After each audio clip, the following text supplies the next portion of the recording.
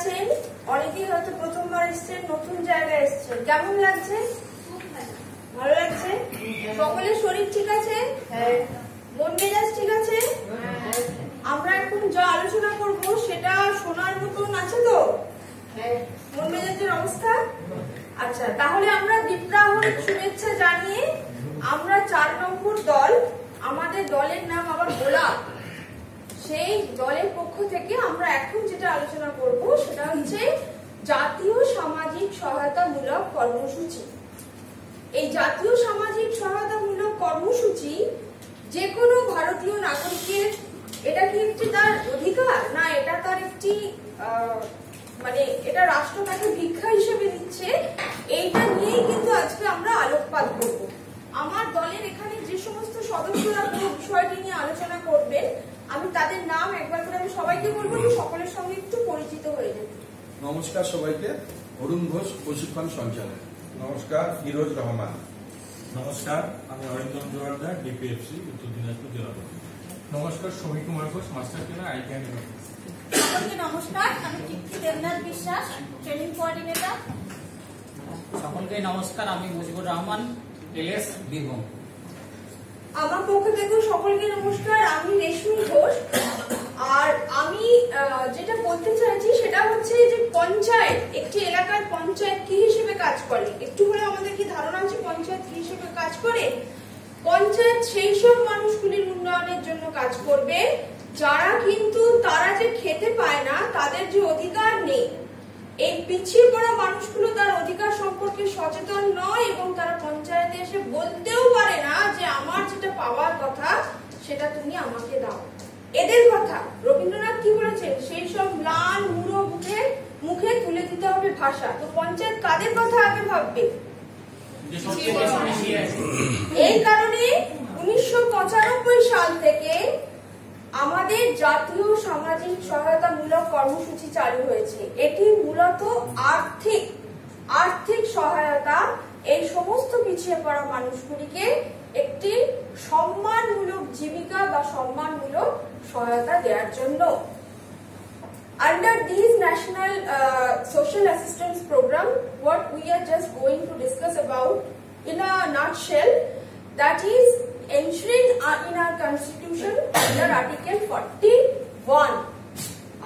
All our members, just in a nutshell, will try to give you a clear picture about all this information. Thank you.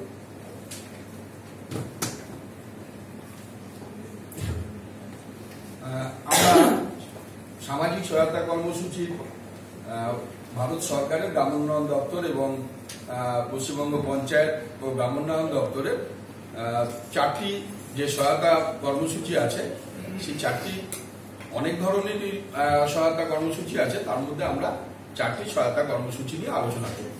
এই সামাজিক সহায়তা কর্মসূচির মধ্যে প্রথমেই 1 নম্বরে যেটা রয়েছে সেটা হচ্ছে ইন্দিরা গান্ধী জাতীয় বার্ধক্য ভাতা, যেটাকে আমরা আইজি নবস বলে থাকি, Indira Gandhi national old age pension scheme. তাহলে আমরা এটা সবাই জানি তো, এই ভাতাগুলো দেওয়া হয়, আপনারা জানেন তো? কারণ শুনলেনি যে এই সামাজিক সহায়তা কর্মসূচি কিন্তু অনেকদিন ধরে, অর্থাৎ একদম 1995 সাল থেকেই এই সহায়তা বিভিন্ন স্কিমের মাধ্যমে অনেক রকমই সহায়তা আছে, দেওয়া হয়। আমরা এই ইন্দিরা গান্ধী জাতীয় বার্ধক্য ভাতা কাদের দেওয়া হয়, যদি আমরা আর একটু ছোট্ট করে ভাবি, যে 5টা প্রশ্নের মধ্যে দিয়ে যদি বিষয়টা ছোট্ট করে বুঝে নেওয়ার চেষ্টা করি, যে ইগনপস বা ইন্দিরা গান্ধী জাতীয় বার্ধক্য ভাতাটা কি, আমরা তো বুঝতে পারলাম নাকি? আমাদের রেশমি ম্যাডাম শুরু করলেন, সেখানে কিন্তু সামাজিক সহায়তা কর্মসূচিগুলো কি সেটা উনি ব্যাখ্যা দিয়েছেন। তাহলে এই কর্মসূচিটা কেন সেটাও কিন্তু ব্যাখ্যা দিয়েছেন, তাই তো? কেন? একটা রাষ্ট্রের দায়িত্ব বা কর্তব্য আছে যে মৌলিক অধিকারগুলো সুপ্রতিষ্ঠিত করা। এই ভাতাগুলো যদি আমরা এই সমস্ত মানুষদের না দিই যারা অতি দুস্থ, এবং আমরা জানি যে সোশিও ইকোনমিক কাস্ট সেন্সাসে যে সমস্ত মানুষ গরিব থেকে গরিবতর, সেই সমস্ত মানুষদের আমরা এই সহায়তাগুলো দেওয়ার মাধ্যমে আমরা যাতে এদের একটু এই মৌলিক অধিকারগুলো সুপ্রতিষ্ঠিত করতে পারি। আমরা সাস্টেনেবল ডেভেলপমেন্ট গোলেও দেখেছি যে দারিদ্র দূরীকরণ হচ্ছে 1 নম্বর ক্রাইটেরিয়া, এমডিজিতেও দেখেছিলাম, মিলেনিয়াম ডেভেলপমেন্ট গোলে। সুতরাং এই কর্মসূচিগুলোর মধ্যে তাহলে প্রথম আমরা কি আলোচনা করব? বার্ধক্য ভাতা, জাতীয় ইন্দিরা গান্ধী জাতীয় বার্ধক্য ভাতা নিয়ে কারা পাবেন। তাহলে অনেকগুলো প্রশ্ন কিন্তু আমি পেয়ে গেলাম, কি পেলাম, কেন পেলাম, কখন এদের দেওয়া হবে, মানে শর্তগুলো কি, কখন পায় একজন বার্ধক্য ভাতাটা। হ্যাঁ, কত বয়স? 60 বছরের বেশি বয়স হলে দেওয়া। আর কি আর কোনো শর্ত আছে তো নাকি? হ্যাঁ, ঠিকই বলেছেন। এখন কিন্তু আমরা এপিএল বিপিএল এর মধ্যে যাব না। আমরা জানি যে পার্মানেন্ট ওয়েটিং লিস্ট রয়েছে, অপেক্ষামান তালিকা, socio economic census and caste রিপোর্টে, সেই অটো ইনক্লুশনের মাধ্যমে যে লিস্ট তৈরি হয়েছে সেখান থেকেই কিন্তু এই ভাতাগুলো দেওয়া হবে। খুব সুন্দর বলেছেন। আর কোন শর্ত? একদম খুব সুন্দর, জোরে একটা হাতালি দিন। অন্য কোনো প্রকল্পে দেখুন, এত মানুষ আছেন, সরকারের এরকম সম্ভব নয় যে সমস্ত মানুষকে যাতে এই উন্নয়ন প্রক্রিয়ার মধ্যে নিয়ে আসা যায়, অর্থাৎ প্রত্যেককে যাতে কোনো না কোনো ভাবে যুক্ত করা যায় এই সামাজিক সহায়তা কর্মসূচিগুলির মধ্য থেকে। আর কিছু শর্ত? তাহলে এই শর্তগুলো ছাড়া আর কোনো শর্ত নেই তো? টাকাটা কিভাবে পাবে? একদম আইএফসি কোড দেওয়া থাকবে এবং তারা ব্যাংক অ্যাকাউন্টের মাধ্যমে টাকাটা পাবে। কত টাকা পাবে? 400 টাকাই পাবে তো? 80 বছরের বেশি হলে 1000 খুব সুন্দর, দারুণ। আপনারা এই বিষয়টা খুব ভালোভাবেই জানেন। আমি পরবর্তী দ্বিতীয় সামাজিক সহায়তা কর্মসূচিটা আমার সহকর্মী বলবেন। ধন্যবাদ অভিভাবককে, খুব সুন্দরভাবে আপনাদের সামনে উপস্থাপনা করলেন যে ইন্দিরা গান্ধী জাতীয় বার্ধক্য ভাতা কারা পাবে। তো শুধু যে বার্ধক্যরাই আমাদের চারিপাশে রয়েছে তা নয়, এছাড়াও আরো কিছু ব্যক্তি রয়েছে যারা কিন্তু অসহায় বা দুস্থ বা সহায় সম্বলহীন। তো যেহেতু আমরা দেখতে পাচ্ছি যে 60 বছর হলে তাদের সুবিধা পাচ্ছে তারা বার্ধক্য হওয়ার পর, কিন্তু বার্ধক্য মানে 60 বছরের আগেও অনেক এরকম মহিলা আমরা যেখানে বসবাস করি তার আশেপাশে রয়েছে যারা কিন্তু বিধবা। তো আসুন আমরা একবার দেখে নিই এইরকম বিধবা মহিলা কারা আছে আমাদের আশেপাশে, যারা দুস্থ, অসহায় বা সহায় সম্বলহীন, যাদের দেখার মতো কেউ নেই। তো এইরকম বিধবা মহিলাদের জন্য আমাদের এই কর্মসূচির নাম ইন্দিরা গান্ধী জাতীয় বিধবা ভাতা। তো কারা পাওয়ার যোগ্য? অবশ্যই যাদের বয়স 40 থেকে 79 বছর পর্যন্ত, এবং সেই সব মহিলা যারা অন্য কোনো প্রকল্প থেকে ভাতা পাচ্ছেন না। এবং মাসে তারা কত টাকা করে পাবে? 600 টাকা। আচ্ছা, আমার একটা জিজ্ঞাসা আছে আপনাদের কাছে, আপনাদের গ্রাম বলুন বা আপনাদের আশেপাশে এমন কেউ আছে আপনাদের জানা আছে যিনি এই বার্ধক্য ভাতা পান? আছে, জানা আছে। বাহ, খুব সুন্দর। তো তিনি কি প্রতি মাসে পাচ্ছেন? কখনো খোঁজ নিয়েছেন তার বাড়িতে গিয়ে যে আপনি প্রতি মাসে টাকা পাচ্ছেন কিনা?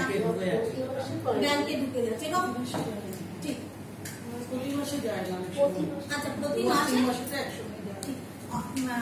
এটা হয়তো হতে পারে যে অনেক সময় প্রত্যেক মাসে তারা টাকাটা পাচ্ছে না, কিন্তু একটু যদি খোঁজ নেন দেখতে পাবেন যে একসঙ্গে যে মাসটা পায়নি সে মাসের টাকাটাও কিন্তু পরের মাসে যখন টাকাটা পাচ্ছে একসঙ্গে তারা পাচ্ছে। তো এইরকম বিধবা মহিলা যারা রয়েছে তাদের জন্য 600 টাকা করে প্রত্যেক মাসে পাচ্ছে। দেখুন এখানে যে বয়সটা দেওয়া আছে 40 থেকে 79 বছর। আপনাদের কি মনে হচ্ছে যে যখন তার 80 বছর হবে সে কি আর ভাতা পাবে না? চলে যাবে। তাহলে খুব সুন্দর। তাহলে এই যে বিধবা মহিলা যিনি আছেন, যিনি 600 টাকা করে প্রতি মাসে 40 থেকে 79 বছর পর্যন্ত ভাতা পাচ্ছিলেন, তো তিনি যখনই 80 বছর হয়ে যাবেন তিনি অটোমেটিক বার্ধক্য ভাতায় চলে যাবেন এবং তখন কত করে ভাতা পাবেন? 1000 টাকা করে। 1000 টাকা করে ভাতা পাবেন। তো আমার পরবর্তী যে আমার সহকর্মী আছেন তাকে আসতে সবাইকে ধন্যবাদ।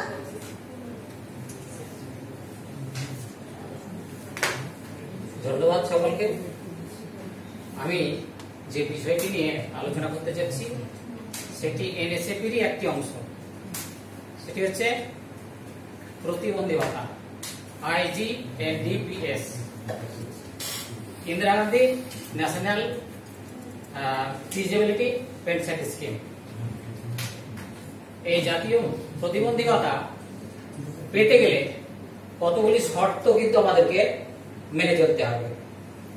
শর্ত নাম্বার 1, তাকে ভারতীয় নাগরিক হতে হবে। শর্ত নাম্বার 2, তার এজ লিমিট হতে হবে 18 থেকে 79 বছর। শর্ত নাম্বার 3, ACCC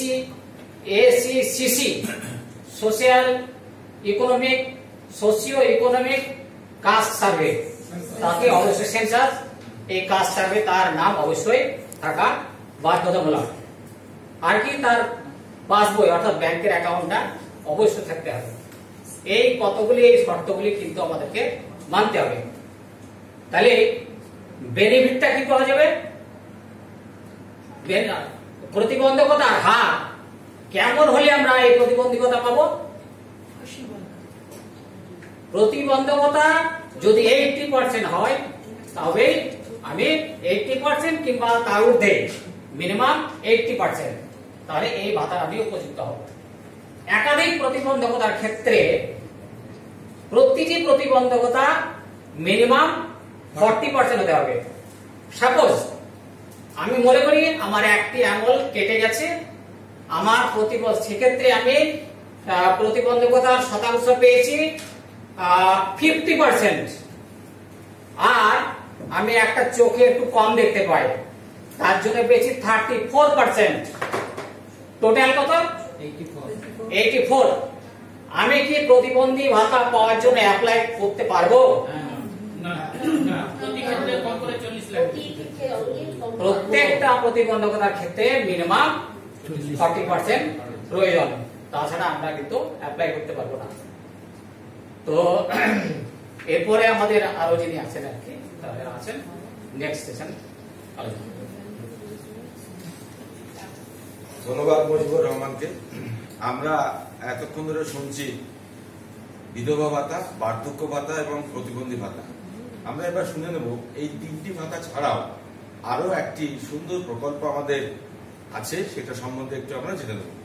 দেখে নেব আমরা জাতীয় পরিবারের সহায়তা প্রকল্প। এই প্রকল্পটি আমাদের গ্রামবাসীর জন্য এবং পঞ্চায়েত এলাকার সমস্ত অসহায় ব্যক্তিদের জন্য, যারা 40,000 টাকাকেও অনেক বেশি টাকা বলে মনে করেন, তাদের জন্য। আমরা দেখে নেব এই প্রধান পরিবার উপার্জনকারীর মৃত্যু যদি হয়, তাহলে গ্রাম পঞ্চায়েত এলাকায় ওই ব্যক্তির পরিবার বা যিনি ওই ব্যক্তিতে মধ্যে প্রধান উপার্জন করেছিলেন বা টাকা বেশি ইনকাম করতেন, এমন কোন ব্যক্তি মারা গেলেই এই প্রকল্পের টাকাটি সে পাবে। তিনি মহিলা হতে পারেন, তিনি পুরুষও হতে পারেন। ধরে নেব আমার প্রতিবেশী কোন একজন মহিলা, তিনি পুরুষের থেকে বেশি রোজগার করেন, তিনি মারা গেছেন, তাহলে তার স্বামী এই টাকাটি পেতে পারে। এখানে একটি কথা বলে রাখা ভালো, যদি স্বামী বা স্ত্রী দুজনের মধ্যে দুজনেই মারা গেছেন, সেক্ষেত্রে তার পুত্র বা কন্যা যিনি থাকবেন, সেও এই টাকাটি পাওয়ার যোগ্য। এক্ষেত্রে বয়সটা হতে হবে 18 বছরের বেশি এবং 60-এর মধ্যে। একটু মনে রাখবেন, 18-র বেশি, 60-এর মধ্যে। মহিলা বা পুরুষ যে কেউ হতে পারে। আর হতে পারে অন্য কোনো পরিবারের প্রকল্পের টাকা তিনি না পান, যেমন জাতীয় বিধবা ভাতা, বার্ধক্য ভাতা, প্রতিবন্ধী ভাতা, এগুলো ছাড়াও অন্য কোনো প্রকল্পে সরকারিভাবে তিনি কোনো পেনশন স্কিমের সঙ্গে যদি যুক্ত থাকেন, তাহলেও তিনি এই প্রকল্পের টাকা পাবেন না। আর একটি বিশেষ কারণ, এই আর্থিক পরিমাণ কিন্তু এককালীন একবারই পাবেন। আগের তিনটি দেখছিলেন 400 টাকা, 600 টাকা, 600 টাকা মাসে মাসে তার ব্যাংক অ্যাকাউন্টের মাধ্যমে ঢুকে যাচ্ছিল এবং তিনি সেটা সাধ্য মতো খরচ করতে পারছিলেন। এখানে কিন্তু একবারই পাবেন, দ্বিতীয়বার তিনি আর এই টাকাটি পাবেন না। অর্থাৎ 40,000 টাকা এককালীন। নেক্সট, এখানে আর একটি বিশেষ শর্ত আপনাদের মাথায় রাখতে হবে বা মনে রাখতে হবে, সেটা হচ্ছে স্বাভাবিক বা দুর্ঘটনাজনিত মৃত্যুর কারণে এগুলো টাকাটি তিনি পাবেন। কিন্তু যদি আত্মহত্যা তিনি করেন, অর্থাৎ নিজে গলায় দড়ি দিলেন, সুইসাইড করলেন, সেক্ষেত্রে কিন্তু এই এককালীন 40,000 টাকা বা জাতীয় পরিবার সহায়তা প্রকল্পের টাকাটা তিনি পাবেন না। তাহলে এই স্বাভাবিক মৃত্যু হলে আমাদের কি করতে হবে? প্রথমে আপনারা যদি কেউ একজন বলেন এই মৃত্যুটা প্রমাণ কিভাবে করা যায়, ডেথ সার্টিফিকেট। যদি তিনি ডেথ সার্টিফিকেট নাও পেয়ে থাকেন, গ্রাম পঞ্চায়েতে সকলে মিলে যদি কোনো সুন্দরভাবে লিখিত দেন যে হ্যাঁ আমরা দেখেছি তিনি মারা গেছেন, তাহলেও কিন্তু এই প্রকল্পের টাকা তিনি অ্যাপ্লিকেশন করতে পারেন। সাক্ষী হিসেবে ওই সংসদ এলাকার কোন সদস্য এবং সেই সদস্যের পরিপ্রেক্ষিতে প্রধান একটা সার্টিফিকেট দিলেই তিনি এই প্রকল্পের আওতায় আসতে পারেন। এছাড়াও আমাদের দেখতে হবে এই সাপের কামড়ে জলে ডোবা বা আকস্মিক কোনো পতনজনিত কারণেও যদি তার দুর্ঘটনাজনিত কারণেও মৃত্যু হয়, তাহলেও তিনি এই টাকাটি কিন্তু পাবেন। কেবলমাত্র মনে রাখবেন, আত্মহত্যা যদি করে বা সুইসাইড যদি করে, তাহলে এই প্রকল্প থেকে তিনি বঞ্চিত হবেন। আপনারাও ইচ্ছা করে কেউ করবেন না যে কেউ আত্মহত্যা করেছে তাকে জোর করে একটু চালিয়ে দিলাম যেটা দুর্ঘটনা বলে দেখিয়ে, কিন্তু আপনারা এটা করতে যাবেন না।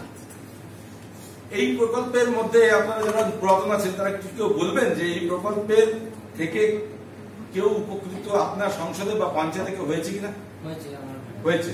এদের টাকাটা কি ব্যাংকে যায় না হাতে যায় না কিভাবে পায়? ব্যাংকের মাধ্যমে যায়। এককালীন 40,000 টাকা যায়, তাই না? কি কি কাগজ লাগে এদের সঙ্গে? ডেথ সার্টিফিকেট লাগে, আর ইনকাম সার্টিফিকেট লাগে, ইনকাম সার্টিফিকেট লাগে। তার সঙ্গে তিনি যে প্রধান উপার্জনকারী সেটা কিন্তু উল্লেখ থাকবে। বাহ, সুন্দর। তাহলে আপনারা একদম ওয়াকিবহাল এটা সম্বন্ধে, এবং এটা সরাসরি বিশেষভাবে আমি বলবো ব্লকে যখন এটা জমা দেবেন অ্যাপ্লিকেশনটা, সমস্ত তথ্যগুলো কাগজগুলো নিয়ে রিসিভ করে দেবেন, এবং যদি টাকাটি 3 মাস 6 মাস পরে না পায়, ওই রিসিভ কাগজ নিয়ে গিয়ে বিডিও স্যারকে আবার আপনারা পুনরায় অ্যাপ্রোচ করবেন। রিসিভ কাগজ ছাড়া কিন্তু আপনাদের এই কাগজটি কিন্তু পরবর্তীকালে নাও গ্রাহ্য হতে পারে। ঠিক আছে।